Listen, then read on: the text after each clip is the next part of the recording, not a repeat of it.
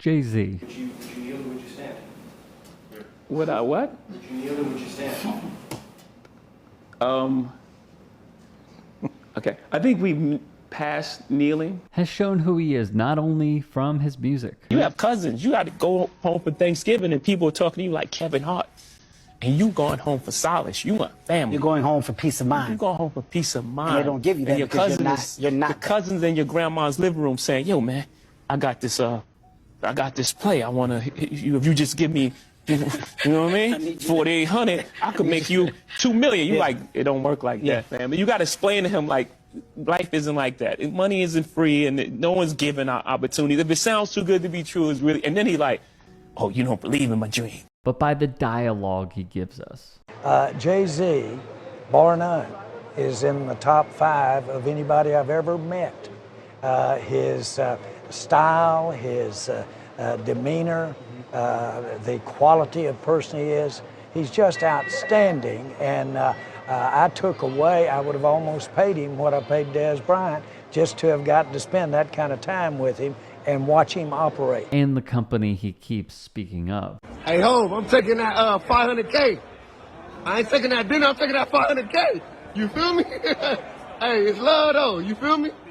Yep. Now there is a story involving Jay-Z's Roc Nation, and it has to do with community and local politics. All credit to Gwen Hogan, a reporter for The City, who covered the story that is vital for the masses to hear. Now, if one were to quickly Google Roc Nation, the positive press is in full effect. They are pushing it to the top of the search results. You'll see headlines like, Jay-Z's Roc Nation plans to use a portion of Caesars Palace Times Square profits for an unprecedented grant program, and Jay-Z's Roc Nation pledges $15 million to NYC community in Times Square casino bid.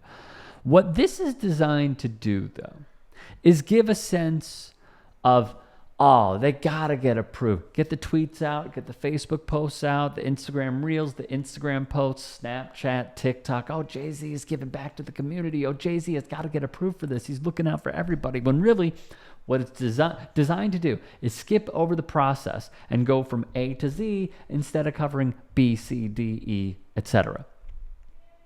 And this is where we introduce Aletta Lafargue, the Manhattan Plaza Tenants Association president. Hoping I said that correctly. With the casino being open in New York City fairly soon, the competition is really heating up here. And there are 11 bids. Currently, Roc Nation is one of those bids. In a previous piece, Roc Nation would pull out all the stops, and I mean all of them, including providing free food. They'd pass out flyers to Manhattan Plaza. The company teamed up with Caesars Entertainment, along with property developer S.L. Green, to concoct a plan. Aletta, as written by, this is, I want to make sure I have this correctly, West 42nd Street, or W42ST.com. And the writer is Phil O'Brien. So written by O'Brien. Aletta said it was frustrating that Roc Nation had come without a warning to the area and their residents. She said offering free food in hopes of getting signatures for their support from locals for the casino would do, quote, nothing but harm to our community, and she called it predatory. Remember this, please. Importantly, she would provide context and describe the scene there. When people think of Times Square, they don't realize that it's adjacent to a residential area where people are really in jeopardy of falling prey to the predatory business that a casino is. My family's from Atlantic City, and so I know very well what the methods of casinos are, and they are not to revitalize, the communities that surround them. Thus, the No Times Square Casino Coalition was formed to combat and, in their eyes, prevent this from taking place. And there are many, many members who are in this coalition. To name a few: the Broadway League, Broadway Cares, Equity Fights AIDS, the Hell's Kitchen Neighborhood Association, the West 43rd Street Block Association. There are so many. Can't even list them all. It would take too long. And they list a few reasons why they oppose this project. Times Square is already the most heavily trafficked crossroads in the Western Hemisphere. A casino will bring thousands of taxi drop-offs, deliveries, and load-ins that will further snarl traffic and make Times Square less safe. Research shows that Las Vegas-aside casinos don't meaningfully drive new tourism. Instead, they act as magnets for local gamblers and prey on vulnerable populations. Third, after a long recovery from the pandemic, visitors have rediscovered the allure of the theater and have returned to restaurants around Times Square. Casinos are built to keep visitors inside their doors as long as possible. Very true. Fourth, the economic benefits of casinos dwindle over time with fewer customers and falling tax revenue, especially in dense cities. By contrast, the Broadway theaters and restaurants that a Times Square casino would disrupt have proven to grow the city's jobs and economy decade after decade. I am begging you to keep this all in mind, because now we're going to go back to Aletta. Okay? At a meeting with representatives pitching their plan, she had a far different tone than her previous comments. She would say to tenants, quote, "I know there's a lot of feelings about whether or not our community gets a casino, but here we are to listen to what they have to say, what they have to offer." From Hogan's own piece. Are you ready for this? Because this is where it gets juicy. What they weren't told is that Aletta had been offered a $20,000 a month contract to work as an independent contractor for Roc Nation, according to a copy of it obtained by her paper, The City, dated January 2024. One name that pops up, Desiree Perez, who was seated behind Jay-Z in that NFL Roc Nation presser. We've covered her before, but in case you have no idea who this person is, she received a pardon from a certain president after their term expired. That president, Donald Trump. Per the New York Daily News, Perez is an ex-con who was arrested in 1994 for intent to distribute 35 kilos of you-know-what. She'd serve as an informant cooperating with the DEA, amongst other setbacks.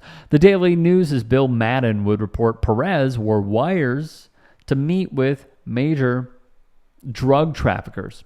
She is now Roc Nation's CEO.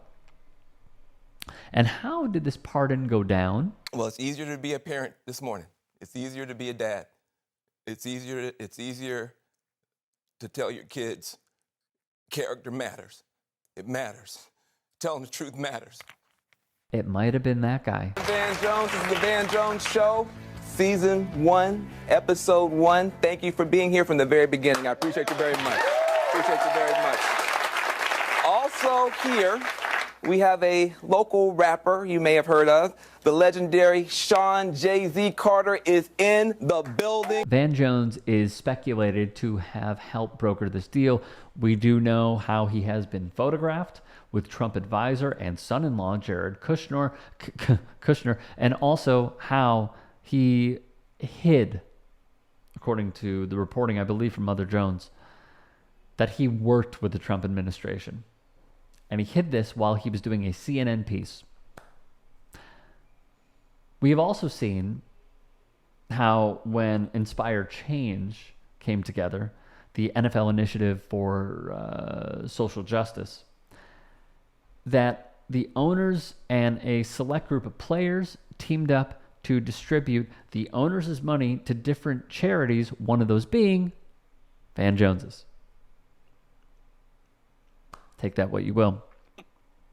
Back to the casino.